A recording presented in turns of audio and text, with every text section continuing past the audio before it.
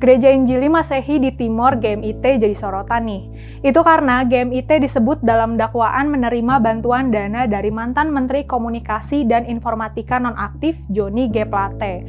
Semula GMIT menyangkal menerima bantuan dana dari Plate di tengah kasus korupsi BTS senilai 8 triliun rupiah yang menyeret Plate.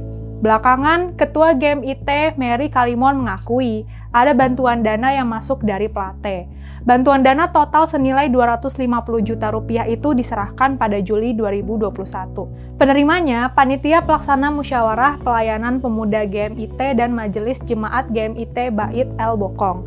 Ketua GMIT menyatakan siap mengembalikan bantuan dana itu jika terindikasi hasil korupsi kepada negara. GMIT juga mendukung dan siap bekerja sama dengan pemerintah dan semua pihak untuk melawan dan memberantas korupsi demi kehidupan yang adil dan beradab. Komitmen GMIT menolak korupsi sekaligus komitmen iman pada Allah yang menghendaki umatnya hidup dalam keadilan dan kebenaran, kata Ketua GMIT. Apa yang dialami GMIT harus jadi pembelajaran penting bagi kita semua. Seringkali kegiatan keagamaan atau filantropi dijadikan modus pencucian uang. Uang yang diperoleh dari hasil korupsi kemudian digunakan, disamarkan seolah-olah bukan hasil korupsi. Kalau kita tahu uang itu dari hasil korupsi, kita mungkin bisa menolaknya.